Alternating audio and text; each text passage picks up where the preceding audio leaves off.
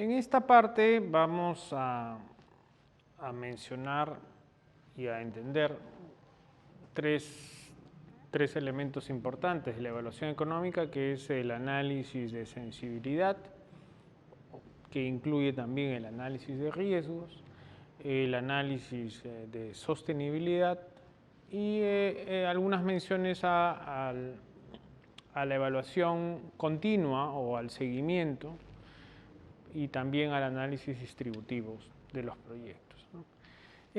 ¿Cómo entendemos el análisis de sensibilidad y el análisis de riesgos? Esto cada vez está teniendo más importancia, dado que en general estamos enfrentando a situaciones de incertidumbre, ¿no? Es decir, situaciones donde no tenemos toda la información para entender los posibles resultados que se alcanzan, ¿no? Ya habíamos comentado hace algunas sesiones el concepto de análisis de riesgo, pero de riesgo asociados a peligros naturales. Aquí vamos a ampliar el concepto de riesgo, ¿no? Es un riesgo en general, cualquier riesgo, es decir, esas variables que uno no controla y que tienen una probabilidad de ocurrencia y que pueden afectar al proyecto. Pueden ser riesgos asociados a peligros naturales, pero veremos que hay varios tipos de riesgos que enfrenta un proyecto. Entonces, en realidad, cuando hacemos un análisis de sensibilidad y hacemos un análisis de riesgo, estamos enfrentando situaciones inciertas.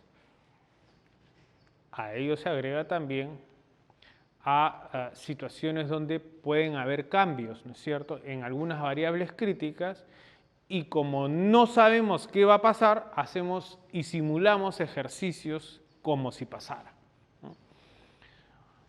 Miguel, no sabemos qué va a pasar con el tipo de cambio.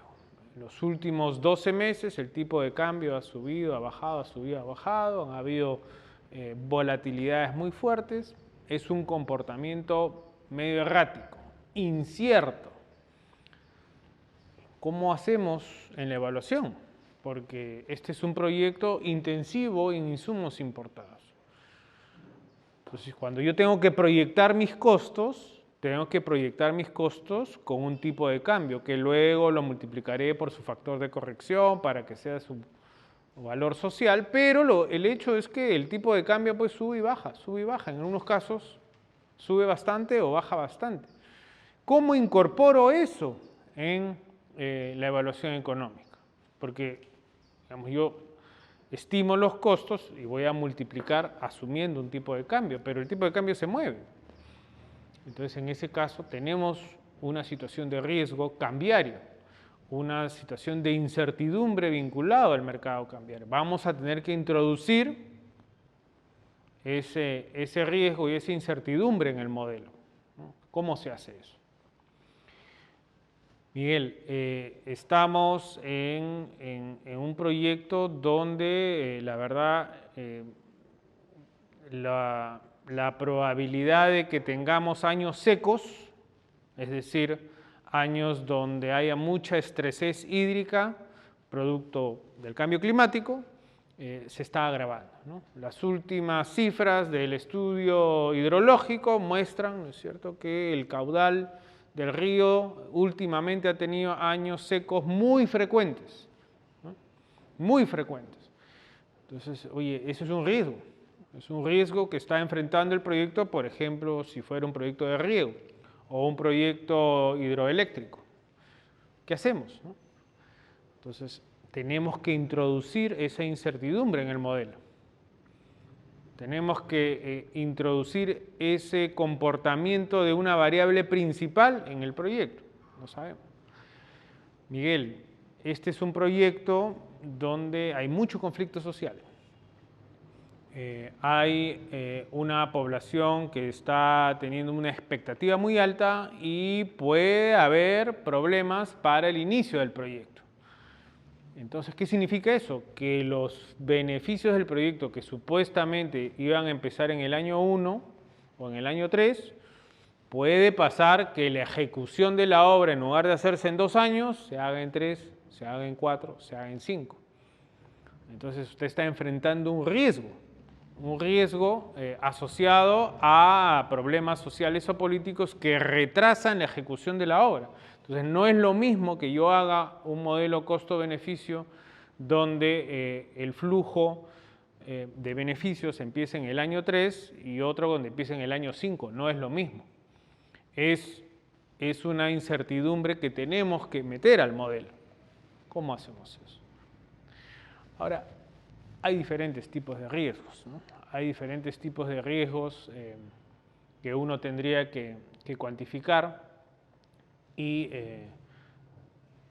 primero identificar. Pueden ser riesgos económicos propiamente, ¿no?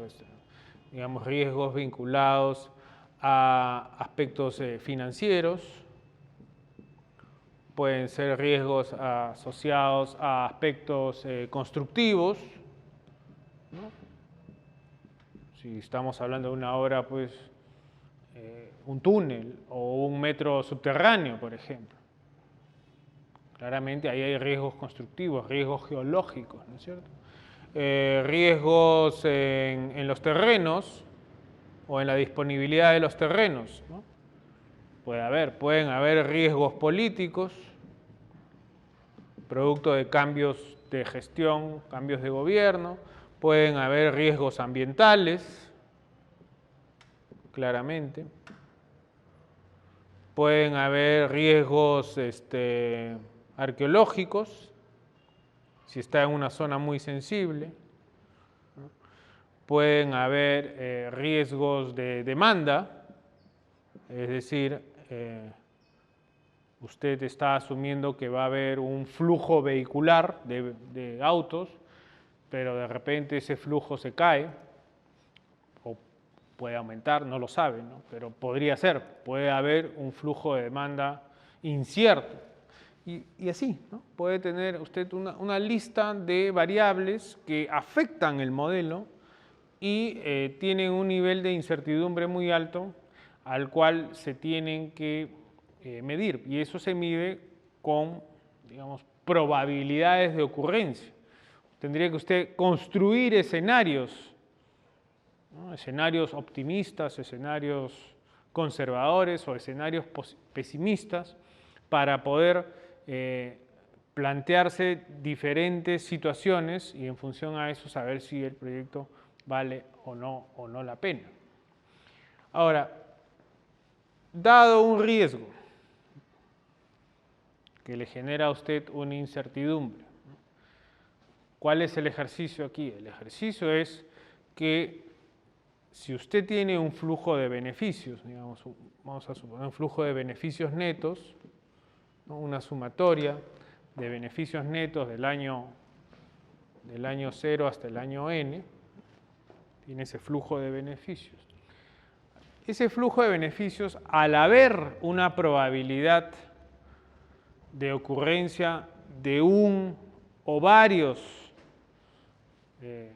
digamos, riesgos, entonces aquí usted va a introducir una probabilidad de ocurrencia, ¿no? Si no hubiera incertidumbre, ¿no? Si no hubiera incertidumbre, esa variable obviamente desaparece y todos estaríamos bien. Pero si esa probabilidad existe, la probabilidad de que, ¿no es cierto?, el tipo de cambio aumente, ¿no? La probabilidad de que exista una falla geológica en el proyecto, ¿no? La probabilidad de que los terrenos no se liberen para construir el proyecto, ¿no? La probabilidad de que la decisión política que sustentó el proyecto cambie porque el nuevo presidente, el nuevo gobernador, el nuevo alcalde dice ya no quiero, ¿no? Simplemente ya no quiero hacer la obra, ¿no? La probabilidad de que exista un peligro natural, ocurra un sismo, ocurra un fenómeno del Niño, ocurra algún desastre natural, ¿no? O la probabilidad de que usted está excavando y resulta que encuentra pues un activo arqueológico y así. ¿Esa probabilidad existe o no existe? Si existe, hay que hacer el ejercicio. En algunos casos, esa información la puede usted tomar. Por ejemplo, si usted puede ver el comportamiento del tipo de cambio, en los últimos 5 años usted ya más o menos se da cuenta de cuál es el nivel de riesgo al que enfrenta, ¿no? Si usted estudia el comportamiento del río y el comportamiento de lluvia a través de las estaciones meteorológicas que le dan esa información, usted ya puede tener una idea del nivel de riesgo al que enfrenta, ¿no? Y así, cada uno. En otros casos simplemente tiene que suponer escenarios, ¿no? Tiene que suponer escenarios. Entonces, esto que está aquí le va a dar, al introducir una probabilidad, un valor esperado. En este caso sería un valor esperado del valor actual neto social. Asume que, dado un flujo de beneficios que está sujeto a una probabilidad en una variable crítica, en alguna de estas que usted ha identificado, eso le va a dar un valor esperado. O sea, esto va a ser, dada la función de probabilidad que está introduciendo, esto va a ser un valor esperado. Usted cree que, ¿no? Dada esta probabilidad, yo espero que este flujo de beneficios netos tenga este comportamiento. Ahora, ese valor esperado, que no es otra cosa que esta estimación del valor actual neto social o del flujo de caja, que también lo puede llamar así, multiplicada por su probabilidad de ocurrencia, usted tiene que maximizarlo, ¿no?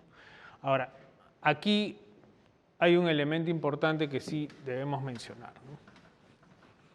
Y es que rompemos con una regla que nos enseñan en los libros, con una regla de oro, ¿no es cierto?, que nos enseñan en los libros y que aquí con el análisis de riesgo lo tenemos que mirar con pinzas, ¿no? Lo que nos van a enseñar siempre es que si usted tiene un proyecto con un valor actual neto social de 100, una alternativa A, y ese proyecto tiene una alternativa B con un valor actual neto de 50, usted va a decir, yo voy a escoger la alternativa A. He hecho mi análisis costo-beneficio y en esta alternativa proyecto mis beneficios, proyecto mis costos, lo multiplico a precios sociales, incluyo los beneficios directos, indirectos, etcétera, actualizo y resulta que el valor actual neto es 100. Y en la otra alternativa, 50. Ok, cojo el 100. Ya, pero cuando usted introduce análisis de riesgo tiene que tener un poquito de cuidado. Porque en realidad lo que puede tener es una situación como esta, ¿no? Usted puede tener, por ejemplo, una situación donde tenga, vamos a ponerlo así, una curva de probabilidad. Acá se miden las probabilidades, ¿no? Y acá usted tiene el valor actual neto. ¿Por qué tiene usted esta curva? Porque está introduciendo una probabilidad. Entonces, cuando usted quiere dibujar el valor actual neto, va a tener una curva de este tipo, al introducir la función de probabilidad en el valor actual neto. Y va a tener que en realidad va a haber una alta probabilidad de que usted tenga un valor actual neto de este nivel, aquí, asterisco. Entonces, si usted ejecuta el proyecto, en esa alternativa, lo que le va a decir es que el valor esperado de los beneficios netos actualizados va a estar acá, en este nivel, ¿no? La mayor probabilidad va a estar acá. Pero en la alternativa B, vamos a suponer que hay una alternativa B, digamos que esta es la alternativa A, en la alternativa B puede tener esto, ¿no?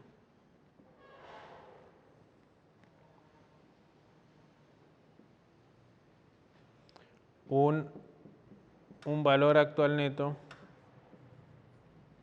menor, ¿no? Porque esto es menor a esto, pero con una probabilidad de ocurrencia mayor, ¿no? Vamos a suponer, oye, la probabilidad de que usted tenga un valor neto esperado mayor es pues de, ¿no?, 50%, y aquí la probabilidad es menor, pero el valor esperado, la probabilidad es mayor, pero el valor esperado es menor. ¿Cuál escoge?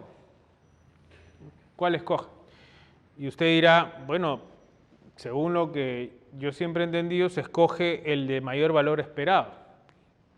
Sí, pero este tiene mayor valor esperado, pero también tiene una mayor varianza, es decir, puede estar aquí como puede estar acá, porque la probabilidad de que esto ocurra existe, pero fíjese que, ¿no?, puede pasar como no puede pasar.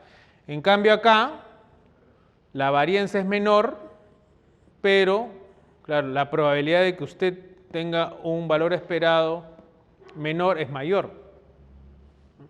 ¿Eso qué cosa quiere decir en términos más sencillos? Es como cuando usted va a un banco y dice, oiga, tengo dinero, tengo unos ahorros, ¿qué opciones tengo?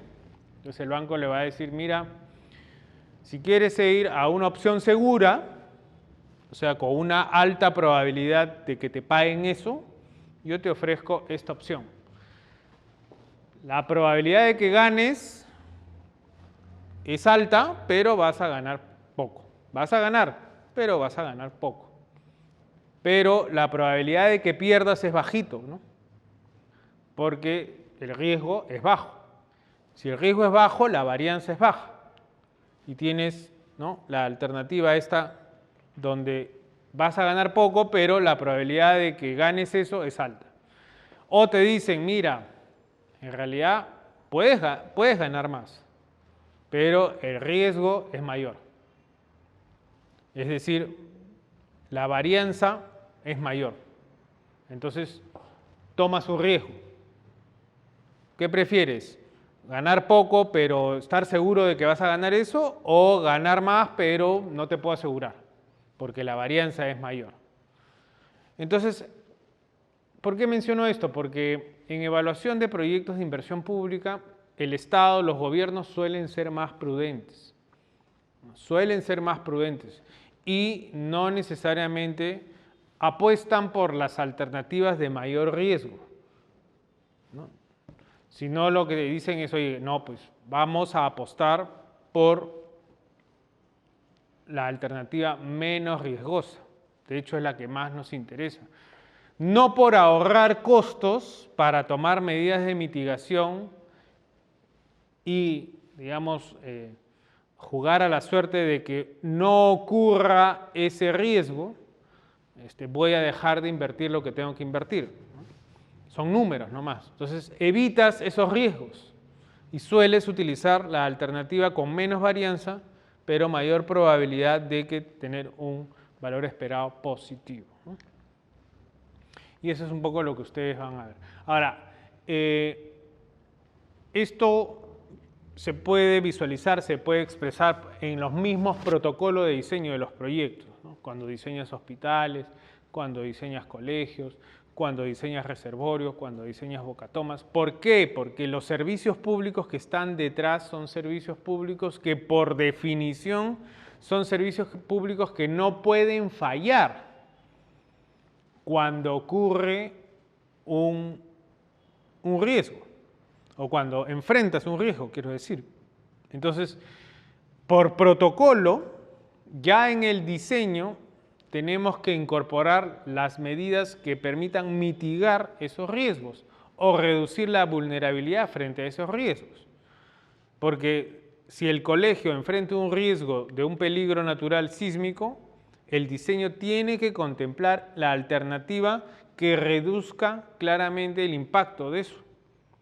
Porque el colegio no solamente enfrenta el sismo, sino que enfrenta el sismo y tiene que seguir funcionando. Igual en el hospital, son infraestructuras públicas que están diseñadas para reducir al máximo las situaciones límite que puede haber frente a un shock, como puede ser un peligro natural. Entonces, así está diseñado. Entonces, cuando tú escoges la alternativa, escoges la alternativa más segura, sea por aspectos constructivos, ¿no? O sea, un aeropuerto no puede fallar, ¿no? Un colegio no puede fallar, un sistema de telecomunicación o una central de información no puede fallar, ocurra lo que ocurra, no puede fallar. Entonces, el peligro identificado tiene que claramente minimizar ese riesgo, ¿de acuerdo? Y a partir de ahí eliges la alternativa, por supuesto, con mayor rentabilidad. Si es que tienes el mismo nivel de riesgo, por supuesto, eliges la de mayor rentabilidad. Pero si tienes diferentes riesgos, ojo que sueles escoger esta de acá, ¿no? ¿De acuerdo? Finalmente, en el caso del análisis de sensibilidad, que se ve en el caso de riesgo, ahí en realidad lo que ustedes hacen son análisis de escenarios, ¿no? Y eso son ejercicios donde una variable crítica se mueve hacia arriba o se mueve hacia abajo, ¿no? Por ejemplo, si se incrementan los costos en 10%, si se reducen los costos en 10%, etc. Eso es un análisis de sensibilidad. No necesariamente eso sea un riesgo, simplemente es un ejercicio que pasa si, ¿no? Es un análisis de sensibilidad. Más bien, ya el instrumento de monitoreo y seguimiento es un instrumento que se suele desarrollar en este capítulo para mostrar, ¿no?, el tablero de control en el cual usted identifica los indicadores principales para medir su comportamiento, ¿no? Eso normalmente está muy vinculado a los marcos lógicos, ¿no?, que se jalan del análisis causal del diagnóstico, donde usted menciona cuáles son los efectos finales, los objetivos del proyecto, los objetivos específicos del proyecto y, bueno, los medios, ¿no? Una especie de lógica vertical, como le dicen en las agencias multilaterales, ¿no? Entonces, a partir de un tablero de control donde están los indicadores de producto, los indicadores de resultado, los indicadores de impacto, usted mide y hace seguimiento. Por lo tanto, el seguimiento no hay que entenderlo como el seguimiento físico-financiero de la obra solamente, sino también seguimiento a los resultados. Claro, algunas veces los resultados hay que esperar hasta el final del proyecto, no siempre es así, pero se suele esperar hasta el final del proyecto. O los indicadores de impacto, que son las evaluaciones ex post. Evaluaciones sumamente importantes porque, claro, le dan las lecciones aprendidas frente al diseño ex ante que permitió la ejecución. Entonces, la evaluación ex post permite, de hecho, sacar lecciones aprendidas para identificar las variables explicativas del efecto final. Y eso es realmente una muy buena práctica en la evaluación de proyectos. En algunos casos todavía nos falta bastante, pero yo diría que es una muy buena práctica que en el diseño de los proyectos siempre hay un presupuesto para hacer evaluaciones finales y para hacer evaluaciones de impacto. Muy bien, gracias.